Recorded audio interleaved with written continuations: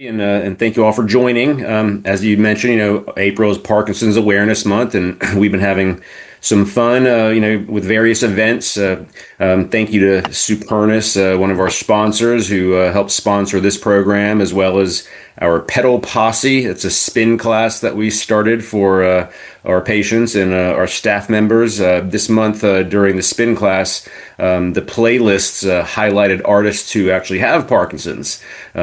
People like Neil Diamond and Ozzy Osbourne and Maurice White from Earth, Wind and Fire. So a lot of artists out there. So it's been a fun month, and the April Parkinson's Awareness Walk with the Parkinson Association of the Carolinas was this past weekend. So that was a nice turnout. But as we were talking through ideas about topics for Take Charge Live this month, we always come back to, what do people want to hear about? Do they want to hear about the medicines? Do they want to hear about research? And, then it dawned on me, when Mr. Parkinson's comes and knocks on your door, he's not coming for one person. He's coming for the whole family. Parkinson's can affect the entire family dynamics, and that's something that maybe we don't pay enough attention to. At our practice, Memory and Movement Charlotte, one of the things we try to do is to put deliberate focus on our care partners. And so when coming up with an idea for this program, the sort of play on words or tongue in cheek, we thought the Real Housewives of Parkinson's disease. And, ironically, our panel happens to be extremely accomplished women with very interesting careers who happened in their free time to have to learn about Parkinson's. So by no means are they housewives. They're extremely accomplished people, but that was a catchy title to get people to join in. As we talk about care partners, really our thoughts are, our goals are, if we can empower care partners, we believe there will be better outcomes. When we think about the concept of caregiver stress syndrome, it's actually a real diagnosis that the American Medical Association has come up with. And if somebody sort of carries that diagnosis, it behooves their physicians to pay closer attention to things like blood pressure. There are much higher incidence of things like diabetes, depression, stroke, heart attacks in care partners and caregivers. And so it's something that we really have to pay attention to, because, at the end of the day, we're not dealing with one patient. We're dealing with two people, and often more than that. And one staggering statistic that always blows my mind is that if we don't take care of our caregivers, so to speak, one statistic shows that for caregivers that are older than age 70, they die first 70% of the time. And so when we think about that concept of you got to put your oxygen mask on first before you help everyone else, this is the real deal. So again, this is our focus today. We're going to be talking to some very interesting people about their journey with their partners. So and I guess in terms of the panelists, if you want to either unmute yourselves, or you can wait until I call on you and then you can unmute yourself, but just be mindful that you are on mute right now. But so first question, and I'll just throw this out to Kristen. How long have you been married, and what did you know about Parkinson's before your spouse was diagnosed? Yeah, great question.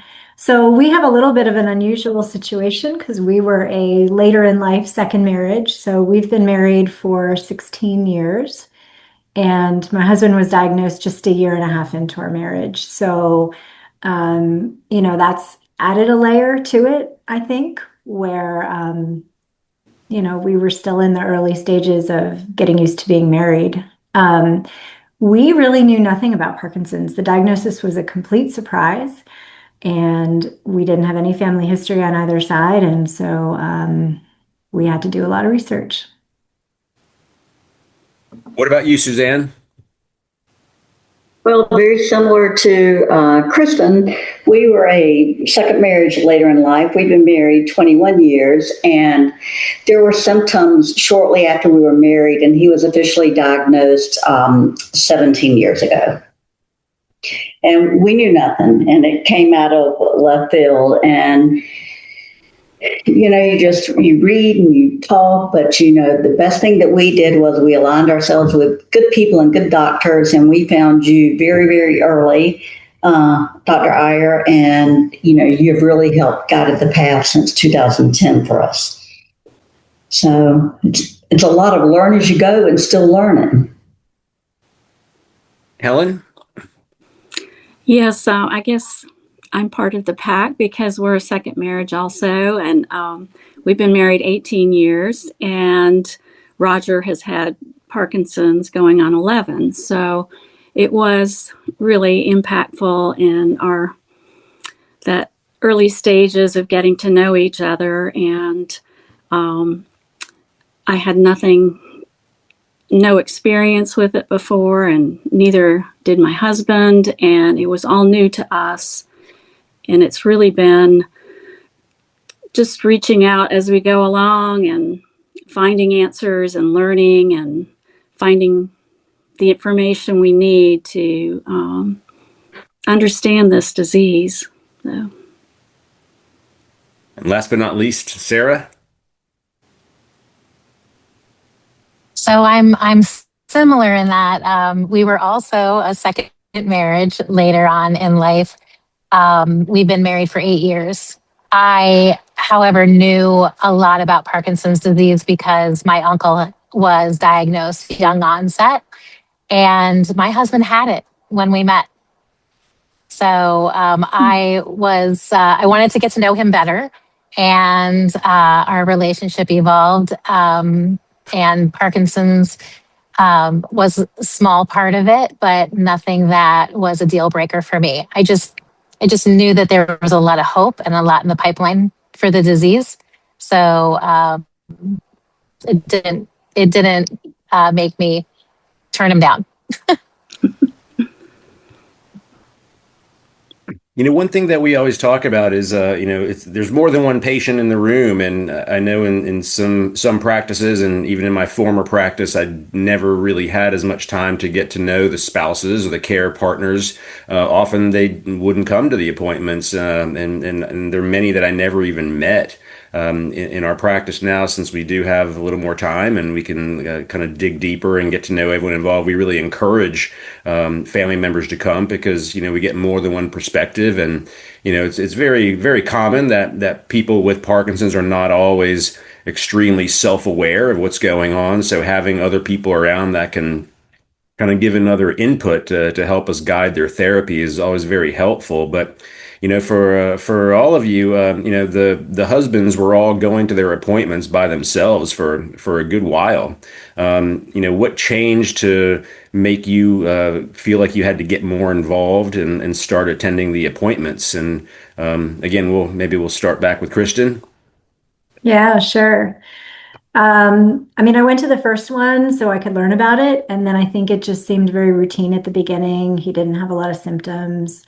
We were both working, and he was kind of handling it. I think for me, I started going more regularly. And I go to everyone now, but I started going as his symptoms progressed, and also as you were starting to present other treatment options to him. So, beyond just the medication, as we were considering DBS and, of course, the pump and some other things, that he's been on, I think it just became more important to make sure that we were like both in on those decisions.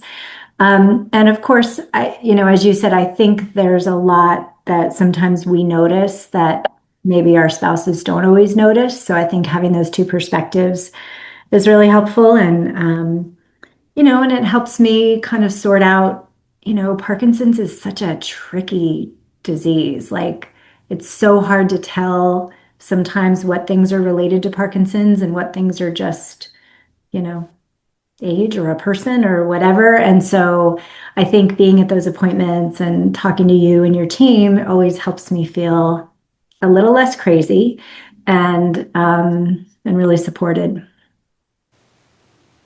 Suzanne? Well, because we were still in the, say, the honeymoon phase, I think I've been to pretty much all of them. I may have been traveling for work, so I'm not able to attend, but I've been active since day one, even, now with going to the therapy like we do on a regular basis. We're in this together. And I've never really felt any resentment, and he's encouraged me to go. So as long as it's working for both of us, because we're very different, and we sometimes hear two different things. So it's good for us to listen, and then we can ask for clarification if we need it, or we can discuss it on the way home. But there was no real turning point for us. It's just been something we've been together the entire time. I think that maybe some of the selective hearing that men have is that Helen? Yes, I don't think I missed many of his appointments just simply because he needed that support, and I felt it, and I wanted to be a part of it with him. But I think communication with you was very, very important. And as Suzanne said, having two sets of ears was really helpful, coming home and remembering what was said and what we discussed, remembering what we needed to discuss. That was very important too, especially as the disease has progressed, and he forgets many of those items that are important to be brought up and resolved. So I think, it just became very important to be a participant in the care, because even as you said, both of us are being affected, and it does matter in our homes. And so it was very helpful. I've heard somebody say you can either be a participant or a victim. And so I think that's very, very wisely stated. Now, Sarah, and for full disclosure, I don't take care of Sarah's husband. I've known them for a few years from various patient events, and have gotten to know them. And I actually know the physician taking care of them. He's one of the top Parkinson's specialists in the country. Great guy, so they're in great hands. But I remember hearing the story a while back. But there was something going on, and you said, "You know what? I better go to the next appointment." You want to tell us a little bit about that? Sure. So, like I said, I knew a little bit more about Parkinson's disease because my uncle had it for so long. But when Joe and I started dating, and it was like, about 6 months in or so, part of what I wanted to make sure of was that he had a good doctor, the best doctor in Philadelphia. So I was talking to people, and I was doing all my research, and and one of the things was, I wanted to go meet this person. So I think it was about 8 months in, and Joe had been to the doctor once before, and Joe just was one of those guys who would go in dressed up as nicely as he could. He would be on his best behavior, had his medications perfect that day, and the doctor would ask him how he was doing, and he'd say, "I'm great," and then he would go home. And I'd be like, did you ask him about this? Did you ask him about that? So that's when I decided to go along with him to his next appointment. And what we found out through that was that kind of airing the dirty laundry of the disease, the fact that Joe thought his doctor who was going to fire us and patients because I was asking all these questions kind of thing. But what I found similar to what you ladies are saying is that, he wants to minimize it and make it, I'm doing great. But it's like, no, I want to talk about this thing and this thing and this thing, and see if there's anything that we can do, to make it better. And, I just kind of put his ego to the side and was like, let's see what we can do here with this kind of stuff, where he's like, doesn't want to even admit that the disease was progressing at that point. Now actually he does go to appointments again by himself. I feel like I've got him trained. But I do go with him when he's like big things, like when he also got on the pump, that was kind of a big deal. So I wanted to be a part of that. Yeah. It's interesting. I have a number of patients who, I know they'll take a dose of their medication in the car on the way to the appointment. I mean, we all want to look good. We all want to be at our best and put our best foot forward. But I've had a situation where one of my patients who always looked amazing, one day she showed up to my office and my jaw dropped. I mean, she could barely walk. I thought, what in the world happened? And she had missed a dose. And now I could see how bad things get if she wears off, if the meds aren't working, if something happens. And it really made me kind of refocus. What are we doing here? Because I needed to give her some tools. If she had a sudden episode of immobility, or if her meds quit working, or if she missed a dose, what would she do? Because just like the four of you, I mean, she had a very impressive career and had to be at her best in many moments. So I think a lot of that is how do you want to be presented, and we all want to look our best. I think it's also part of the psychology in some of my patients, as they share with me, is that taking the medications and doing well or not doing well, they feel psychologically that I don't want to admit defeat. If I show up and I'm not doing well, or if I admit that I'm having moments where I'm not doing well, I feel like I'm giving in, or I'm losing the battle. And I try to encourage, that's not the case. You have to let us know what is not working, because there are so many solutions that we can explore. But if we don't hear about them, and then again, back to Sarah, in your case, if you guys have one of the best doctors in the country, and if he doesn't know what the problems are, he can't solve them. So it's important to know that.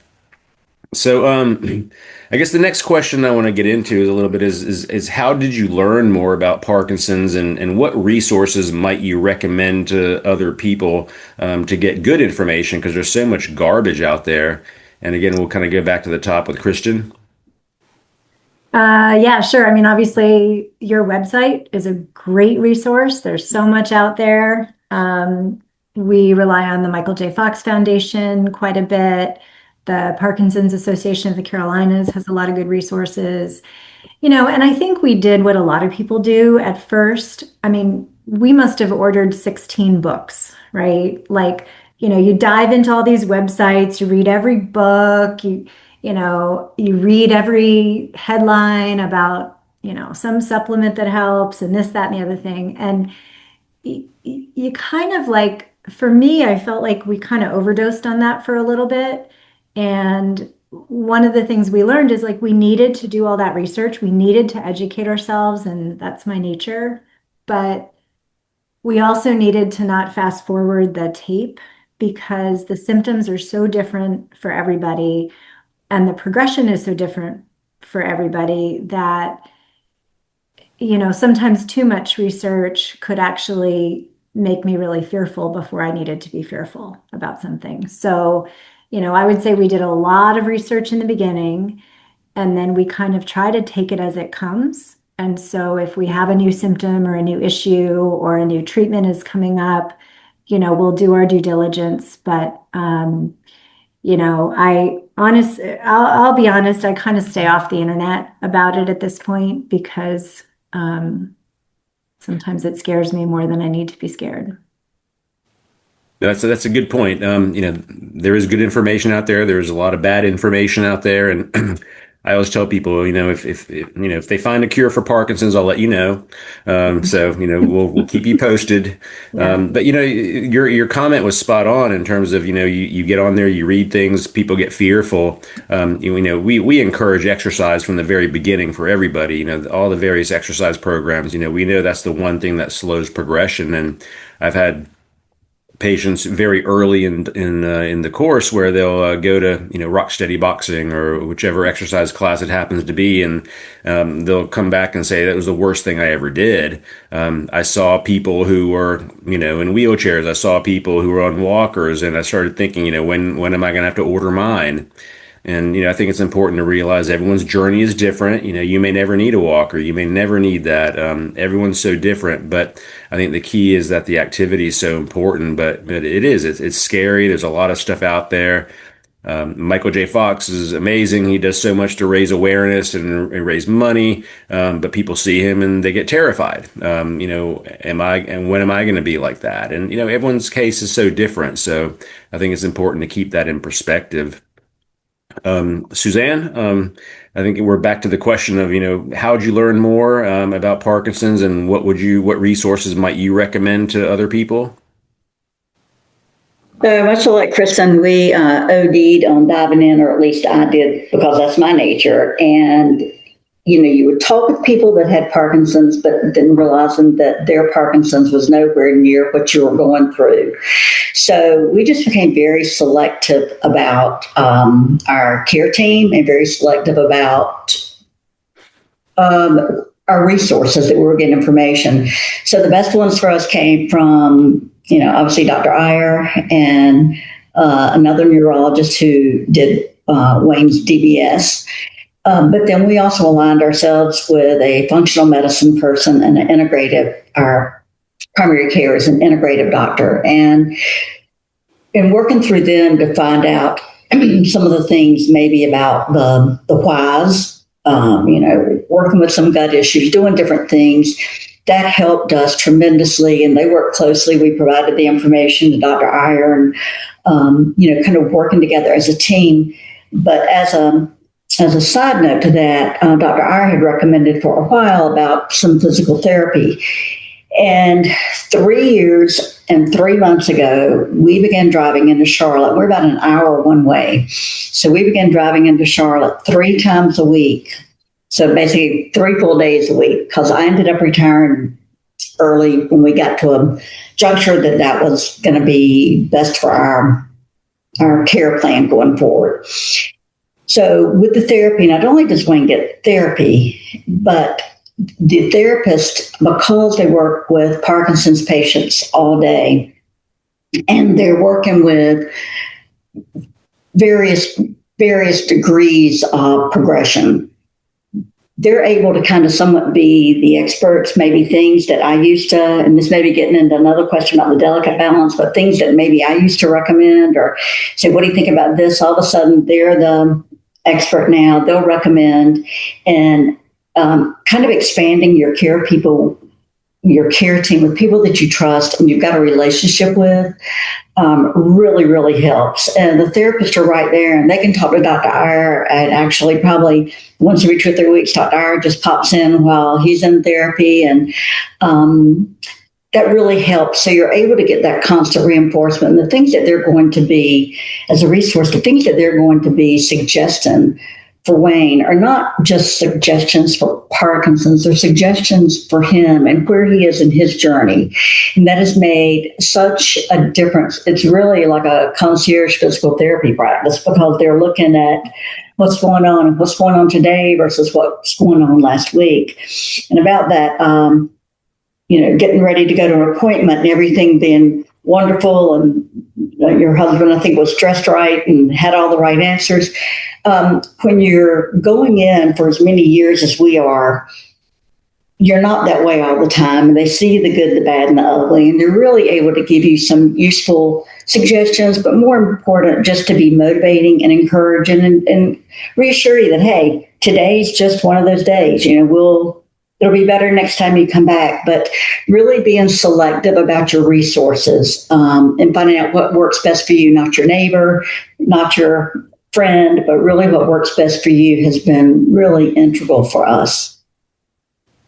And I'll just give a quick shout out to E3 Therapy, Yes. the physical therapy group that we work very closely with in our main office. Their therapists are all, trained and certified in Parkinson's care as well as dementia care. There's another group, Collective Therapy, that's based out of Southminster, where we have a satellite clinic. They're also excellent and trained in Parkinson's and dementia care. And what's so nice about those two options is, as you said, I mean, the gyms are located right by my office, so I can walk by 10 times a day and peek in and see who's in there. And if we adjusted some medication last time, I can see, is it really working or is it not? Or it's kind of a nice way to peek in and to see how people are doing in a different window than the actual office visit, where, again, they may show up dressed up, looking perfect. How does life really look? Helen, how did you learn more about Parkinson's and what resources might you recommend? Well, I think I kind of tend to agree with Kristen that there was a big push in the beginning to learn a lot and to understand the disease. Um, Again, with the Michael J. Fox Foundation, as well as the Parkinson's Foundation and other organizations like that. But I feel like as time has moved on, that we do, or I do less of that research. It's more related to where we are because in the beginning, we just don't know all the things we need to know. And so it's almost like an ongoing need to continue to look into things as they become relevant in your life. So, and I think memory and movement has tremendous resources, and you, Dr. Iyer, have just been fabulous for us. I think another place has just been others who have Parkinson's, and Roger was involved with the Rocksteady Boxing and just the camaraderie and being able to relate to others who have very similar things going on and issues and talk about maybe how they're handling it, where they've gone for help. So I think with caution that there are people that are good sources for helping along the way and just encouraging us and helping us get the answers we need and trying not to allow fears to take over, but to just stay focused where you are and continue to just meet today's needs, I guess, while knowing there's going to be changes. So that's it. And just for full disclosure, our practice, Memory and Movement Charlotte, our website, www.mmclt.org. All of our information is out there. It's free. We don't have it locked up for just our patients. Anyone who wants to access it, we're a nonprofit organization, so it's all out there. Feel free to access it. We try to put as much good information as we can about things like Parkinson's disease and dementia care. So anyone who wants to look up information, there's a lot on it. Sarah, what about you? I know you said you had some experience with Parkinson's beforehand, but Yeah. how did you really learn? Would you look at, and what would you recommend to people? So we ordered the book Every Victory Counts from the Davis Finney Foundation because it's really kind of like the Bible, and it's tabbed with things like nutrition and exercise, and all the different medications are listed in there. I apologize for the noise background. And that's something that we recommend every time we find out or meet somebody new that has been diagnosed. And obviously not in your clinic, Dr. Iyer, but I do find, especially in friends and family in Philadelphia, when they get diagnosed, there is a major gap in care there. There's not, they get diagnosed and they walk out and their head is just like spinning, their eyes are, they're like, what in the world just happened? And I feel like there's not someone to say, hey, here's some support groups that you can attend. Here's a young onset for you, or this is a group, Rock Steady Boxing, or like these are all things that we found out like further on in the way. And I will say that, I think that's missing with any new diagnosis, and Joe didn't know about any of that stuff at all until we started asking. And honestly, until we started really becoming ambassadors and advocates in Parkinson's disease. And, Joe never wanted to do a support group because he didn't want to see what it's going to be like 10 years later. Right. So, and here Joe is 18 years in and he's still doing fantastic. He still drives, he still works, so we feel like we've been really successful with this, but I think that I just wish that these, like especially these big centers for excellence, like University of Pennsylvania and Jefferson and all those, that they took you from you've been diagnosed to maybe a social worker of some kind that sits down with you and says, first thing you want to do is order this book. It's for free, and then here's some support groups, and here's a number that you can call if you have questions, and just things like that. So that's really what we tell people every time we meet them and they're newly diagnosed is order this book, and don't be afraid of support groups, or go to the young onset one, or go to the early diagnosed one, because now there's so many different resources out there. And my husband's Parkinson's is very different than my uncle's. Joe has stiffness and rigidity, and my uncle had horrible, horrible tremor. So I did also, ladies, go down that Google rabbit hole to find out, oh my God, stiffness and rigidity is worse than the tremor kind, and all that kind of stuff. And I had to pull back, like I had to pull myself back, just like all of you did. So I'm not going to say I didn't do that too, but that's just kind of my 2 cents on that one gap in care. I feel like in when someone's diagnosed, like the next steps after that is not just come back in 6 months, take your carbidopa, levodopa, and come back in 6 months. It's, hey, here's some resources. Let's set up another appointment to talk through those kinds of things once this is sunken in maybe a little bit. I don't know. I just wanted to say too, I think it's wonderful with Memory and Movement, the Take Charge program and the book, and how we can fill it in and look back on important information and how that is already incorporated into the care of my husband. I feel like we've been given kind of a platform to think through a lot of these things, be looking ahead and planning and making sure all those things, like you said, Sarah, that they're not just falling off the radar with, hey, you've got Parkinson's, go and, good luck, take your medicine and that's it. So I do really appreciate that. It's sadly, it's one of the more common stories we hear is that the doctor watched me walk down the hall, and I came back, and then he handed me a prescription and said, "You've got Parkinson's, come back in 6 months." And that's the end of it. And, I've seen the other side of it, and I realize that, the time that people have in their appointments may not be enough. And, but it's not a migraine, it's not a common cold. I mean, it's a life altering diagnosis, and to be able to have the time to understand what do you need to be doing. And, none of us are perfect at it, but I think just the message we try to put out there is, okay, this is the condition that we think you have. It's not going to kill you. There are a lot of things we can do to slow it down and to help it. Don't go jump off a cliff. Here's a lot of information. Let's not get too deep into it today, but we'll talk about what are things we can do to slow it down. And, let's meet back shortly. We'll have someone reach out to you soon. It's a lot to process all at once, because once you mention that P word, people usually kind of go deaf and don't hear the rest of what you say. So, I think it is important to kind of look at it and contextualize that way. So the next question, somebody told me once that some men are hard-headed. I'm not sure where that came from, but advocating for your spouse without making them feel like you're taking over or taking control can be a very delicate dance.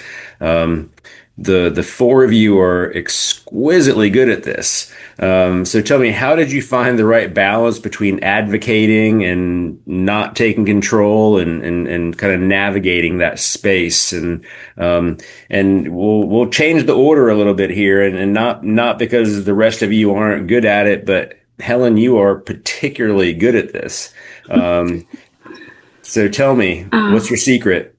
I don't really know. I think we're always working through it, but I think I've had to learn some things to try to navigate that particular issue of not overstepping my bounds and respecting where he is, and the fact that he needs to be participating and feeling good about what we're doing also. And I think I like to maybe have conversations whenever there are issues, and sometimes it's hard to bring them up.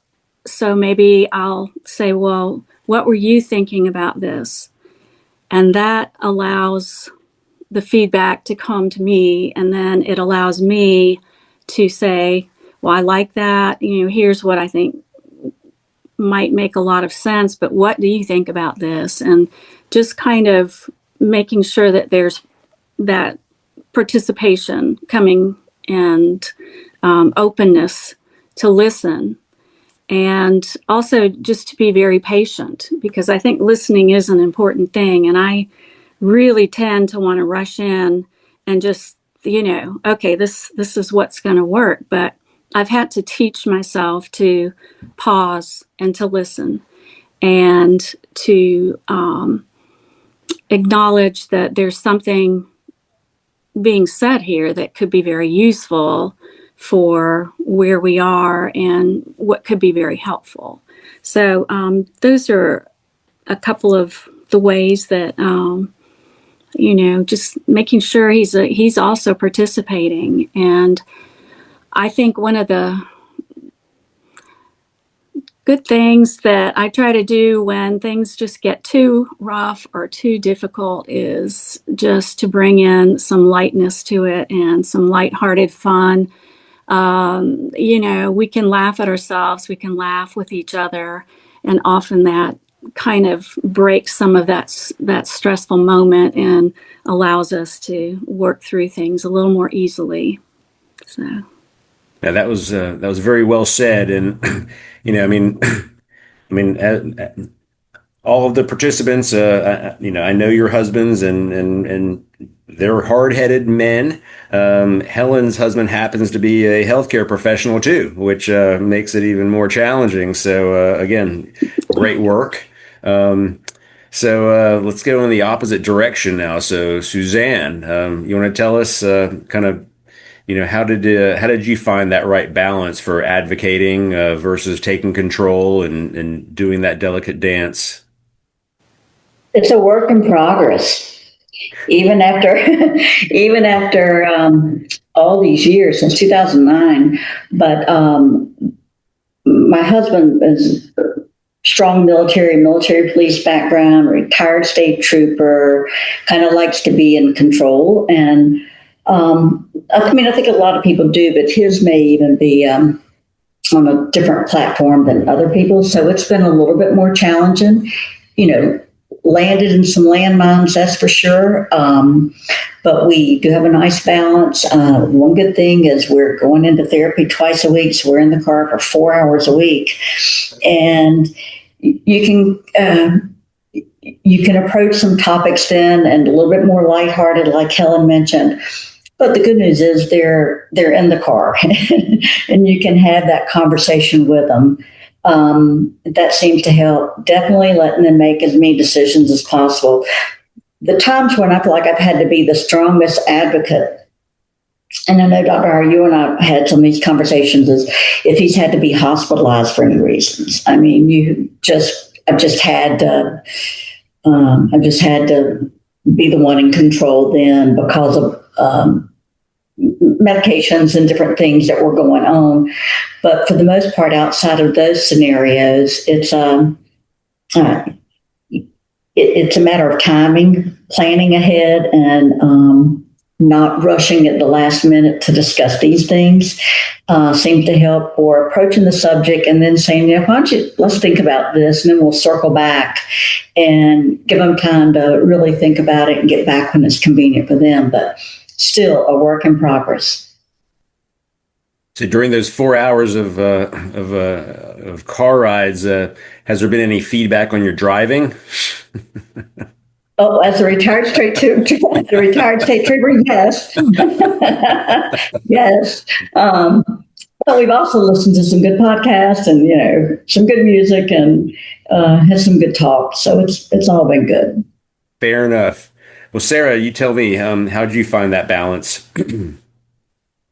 So honestly, it's only balanced because Joe pretty much handed it over to me and was like, okay, I'm going to give this to you and let you run with it, whatever you think is best. And he still to this day will call me and be like, what are the medications I'm taking again? Like, what doses are they? I need to know. So I think that's the only reason why it works out for us, because I am, I'm very like headstrong and like, I want to run this stuff, and he lets me. He pushes back sometimes on little things, but nothing big. So I think that that's why we have a good balance. I think that definitely also shows the trust he has, and just understanding that he's got a lot that he has to manage. So delegate what you don't want to manage, and the fact that he does that is wonderful. Well, Kristen, I think your challenge. I heard you're married to an engineer. How do you find that balance? Yeah, I mean, there's certain personality types, right, that think they're going to solve every problem on their own, in 10 minutes. Yeah, I'll be honest, I don't have a solution for this. I mean, I think it's day by day. I think it's hour by hour. I think one of the biggest challenges for us in the last year is that Mark's on-off periods have been so extreme, and they can be daily or, hourly or weekly. And so there's times when he's perfectly able to manage all his stuff. And then there's times when, I see him struggling to log into a website or, get tremendously frustrated at keeping up with his prescription. So, part of it is like me having, I want him to do as much as he can for himself, as long as he can, as long as he wants to. But I do feel like I'm kind of hovering in the background because when things get dropped, like, inevitably there's a prescription that doesn't get refilled and we're leaving on vacation the next day. And then we're all having to run around in a big, right? You're laughing, Sarah. So there's things that like, kind of impact our quality of life where I say, no, Kristen, like Sunday at 5 o'clock, and you've got a Mhm. 7 a.m. flight out the next day, and the doctor's offices are closed, and the pharmacy's closed in an hour, and he's out of right Charlie. Oh Like, yeah. I And we have been totally like feel that. shipping it somewhere on vacation, FedExing, and we've totally done that. So, I will say there's things like that that I've kind of had to step into. And part of it, I just, I have to listen to him. Like I've definitely taken over some things in our life that were just causing him a lot of stress, and stress isn't good for him. And so, if there's things about paperwork or finances or something that I can handle and take some of that off him, I do it. But it's um it's such a balancing act though to go from, caregiver to wife and back, and none of us have a switch we can flip all that quickly. So it's just something we have to keep talking about every day. You know, one of the funniest vacation stories that I've heard or had is one of my patients was fishing off the coast of Martha's Vineyard and had his bottle of carbidopa levodopa in his pocket and was trying to reel in this really large swordfish. And as he was leaning over, the bottle fell out of his pocket into the ocean. And I got a call from a pharmacist on Nantucket who said, there's a guy here who claims he's one of your patients and he needs carbidopa levodopa. Should I give it to him? And thankfully there's very little street value, but I said yes. I know who that is. Go ahead and give it to him. But those things happen, so good to plan for it. But in terms of kind of advocating in general, I think you guys have done a great job. I think it's a delicate balance, and I think really the keys are that this is a team sport, and it's not one against the other. It's not who's right and who's wrong. I think all the information that people bring to us in our office help us make better decisions. And in some situations in our office, we'll actually separate folks, and we'll have the patient in one room while the nurse is doing their vital signs and checking them in, and I'll pop over and kind of sit with the spouse, and so tell me what's really going on over here. And so we have the luxury of being able to do that, and we kind of learn valuable information. But I think it's never at the expense of, we don't ever want the patient to feel like we're talking about him or her. It's that we're trying to gather good data, and good data help us make better decisions, and it also helps us check in on our care partners. How are you doing? If you're not doing well, we need to be doing something differently, and how do we make sure we're preserving you? And so That kind of leads me to our next question, and maybe Suzanne will start with you. But what are your outlets, and how do you keep your head on straight? Maybe when things aren't going the way they need to be. Well, that varies from day to day. We have a very predictable life that's so unpredictable. And we're at the point in Wayne's care now to where someone needs to be with him in close proximity or with a monitor like 24/7.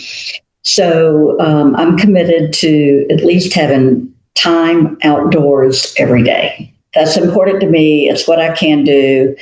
I can take a monitor and go out with my plants. I can take a monitor and I know my distance that I can walk.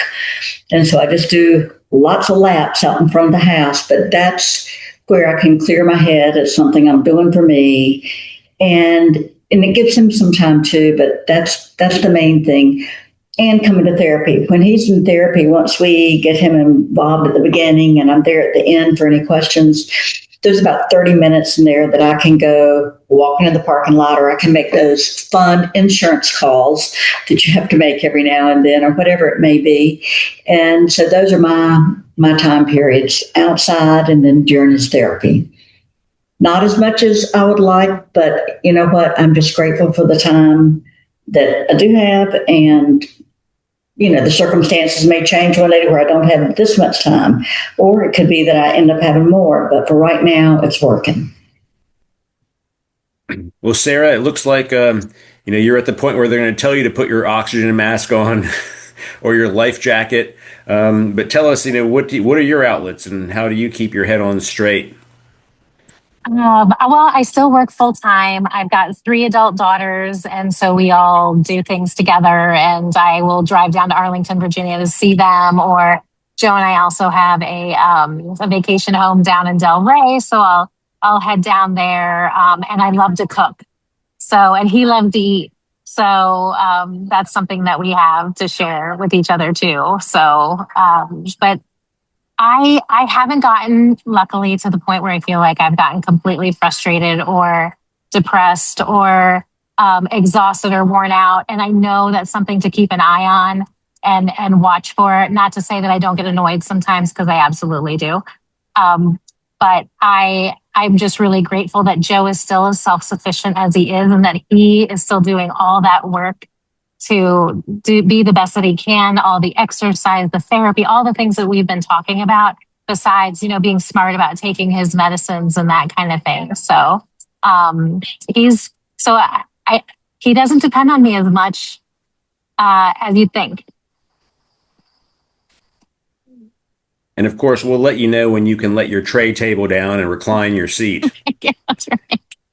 Thanks. Helen, how do you keep your head on straight?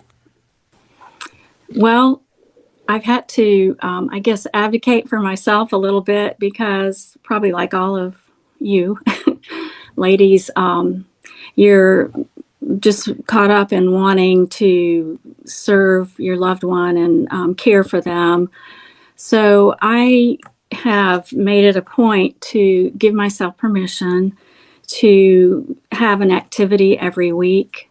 I have some friends. We'll get together and maybe just play around with watercolors, or I'm in a Bible study group, or I'll just go shopping, whatever, just for a few hours, just to know I have a little bit of time for me and for my choices.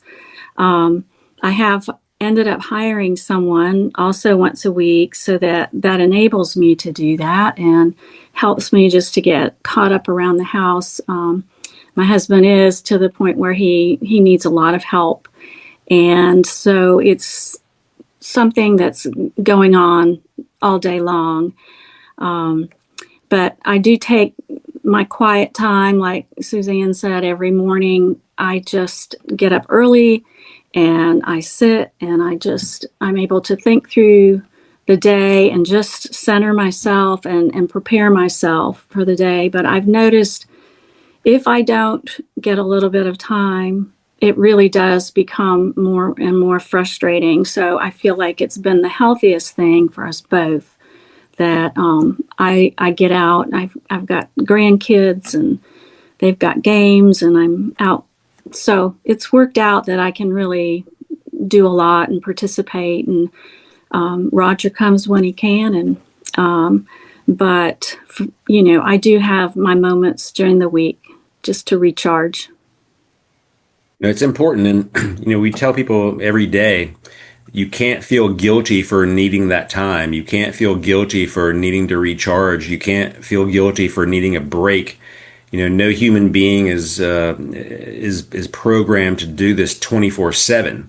You need a break, and if you don't get a break, then what happens is stress adds up, and things happen. Care partners get sick. Care partners end up in the hospital with high blood pressure.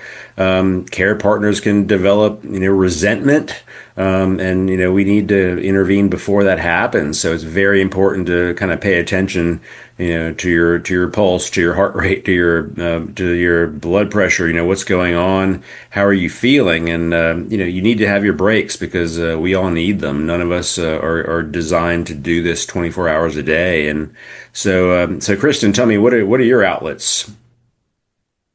Yeah, I mean, real quick, I transitioned to work from home this year, so I am still working, but I'm here a lot. So I have found, and I'm not used to that yet. Like I'm used to being out and about and busy. So it is really important for me to get out.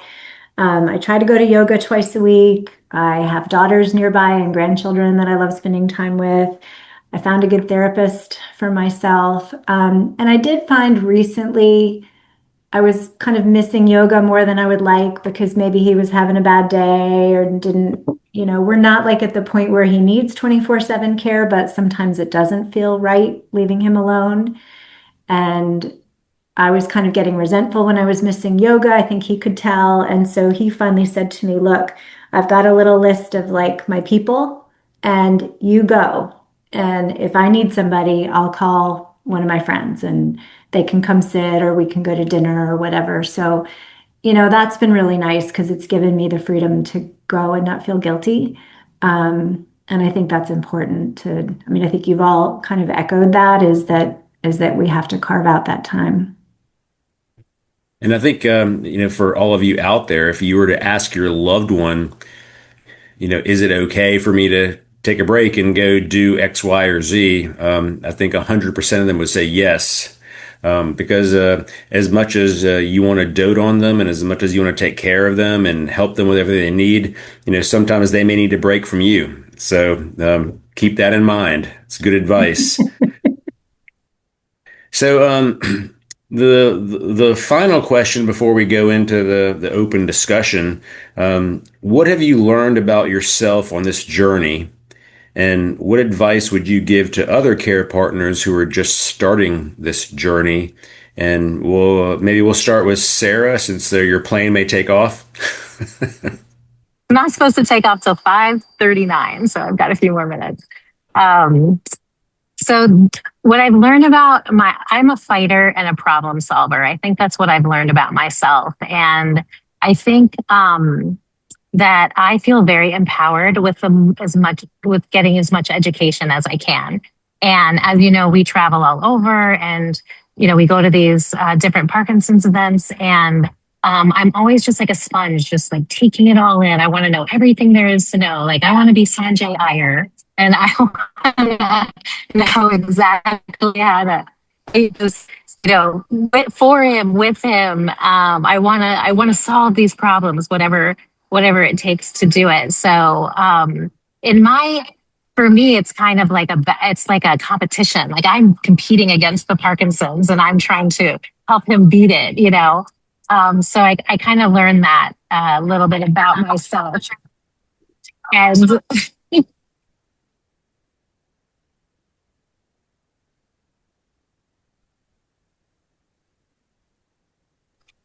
and so the other thing, like I said earlier, my advice to anyone who has a family member that's been newly diagnosed is to advocate for them and to educate yourself with the best resources that you can get your hands on and find the best doctor in your area. As you, interesting that you would say, the Parkinson's won't take a day off. And one of my patients who hated exercise, and I told her to exercise every day, she came back 6 months later and said, "You know what? I've been exercising every single day since I saw you." And I said, "Well, how'd you motivate yourself?" And she said, "Well, I realized Parkinson's won't take a day off, so I can't either." So she's super competitive, and that's what made her do it.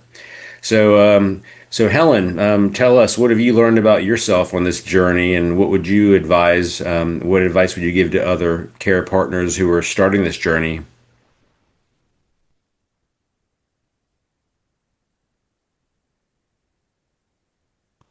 Oh, I think you may still be on mute. There we go. Sorry. I really have learned that I've got to control my own emotions. I think that I've always felt like when things have gotten really bad, then it's very hard to just be calm and to manage a situation. And so I have learned over these years that I need to control that. And the best way to do that is just to realize that every day there's probably something different coming along. And if I will just pause and take a nice deep breath, put it aside, and then within just by the day's end, it's resolved. We can work through it. So I've learned that I need to really be very conscious about not going off the deep end when, say, we're leaving in the morning and we don't have medicine. And it's a Sunday night, one of those things that I'm thinking, how are we going to solve this problem? So, and I've also learned that I am probably not a very patient person, but I have learned greatly to be patient and to be compassionate, because sometimes we can get really caught up in all these day-to-day needs and forget how much the other person is going through, what they've lost too, and how difficult it is for them to accept these changes in their lives. And so it's really taught me and helped me to learn much more patience and compassion for others. So. That's well said. It's so easy to understand, how does this affect me? Mm-hmm. Not everyone can step outside of themselves and understand, okay, how is this affecting, my partner? And so kudos. So Suzanne, tell us, what have you learned about yourself? And what advice would you give to people who are starting their journey? I would say if you're just starting your journey, go, do, live, travel, do whatever you want. Make the most out of life now. This is, not a death sentence, and don't put things off. Just every day is going to be a day that you just need to live life till its fullest. And the other thing would be, so many times you run into people that their relative or a neighbor has had Parkinson's and they want to begin telling you about their journey. You just really have to stop and compartmentalize and realize, okay, that's not probably our story, and just reinforce this is a different disease, and not really believe everything that you hear about Parkinson's from everybody else that's had it over the years, because it can be somewhat depressing. And the thing I've learned about myself is I came from a very fast-paced corporate world with very rigid planning, and rigid planning and Parkinson's are don't go together very well. So just taking those planning skills and built a lot of wiggle room in them, and learned to take a lot of deep breaths, and realizing that Parkinson's is about slowing down, and that's something that I've been able to do, and it's actually, so a lot of good has come out of that. So taking lessons from Wayne and his slowing down has helped a lot. I think it's really important to understand exactly what you said. You can't predict one day to the next. You can't apply a formula. You can't be rigid in what to expect and what you're going to do. It's a matter of how can we be flexible? How do we understand what's coming at us, and what's the best decision we can make to make this a good day? and I'll show you what helps me keep my head on straight here is my little baby Coco here, Oh, who she's whenever I get stressed out, she is always at the door to greet me, and so it's always fun to have our furry friends. So we'll just give a shout out to our furry friends. But with there that, you that is go. that is the end of our formal questions to all of our participants. We'll open this up to other questions, but I just really want to thank all four of you, for sharing. I've gotten to know all of you over the years. I think you're amazing women. You do a great job in advocating for your husbands, and I think you're going to continue doing so. And thank you for sharing your expertise and your experiences with everyone else on the program. And so, with that, we can open it up to questions. Or Cody, how do you want to handle this? Yeah, so there was one more question that I'll just ask you guys pretty quickly. So a couple of you had mentioned around hiring caregivers. And so one of the questions that we got in our pre-registration was, what companies do you guys use for reliable caregivers to support your husbands? And anybody that wants to come off mute to answer that, you can.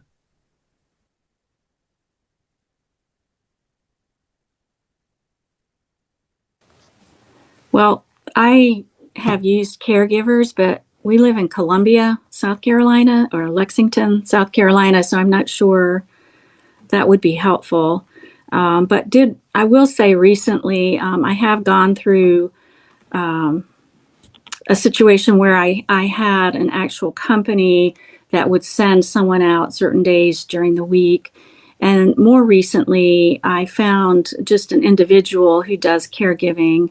I think both work. So that's another option too. It may not have to be through, at least for me, it did not have to be an organization. I think with care with caregivers or sitters or whatever the term is, we may want to use people who can come and help. Folks who are private duty, the dollar per hour tends to be a little bit kinder, but the agencies tend to have a little more redundancy, where they can have coverage for multiple situations, although their price points are a little bit higher. So it really varies based on where you are. But I usually encourage people, word of mouth goes a long way. Check with your churches or religious affiliations. Check with other friends and families that may have used folks in the past. But at the end of the day, if you're not having any luck finding people, reach out to your healthcare providers. We all have lists of different agencies that we work with that are very good. So that's one way of doing it. Dr. Iyer, I just wanted to say thank you so much for letting me be a part of this. I really am so glad that I could be a part of it, and I have to put my phone on airplane mode now. It was really nice meeting you ladies, and I'm looking forward to seeing you again. Thanks. Thank you, Sarah. Great to see you. Yeah, and so thank you, Sarah. Thank you to everyone that was a part of this conversation today. There was no other questions in our registration, or it doesn't look like there's been any other questions in the chat. So that just means you guys did a good job. With that, it will conclude our April Take Charge Live, and thank you guys again for coming. Thank you.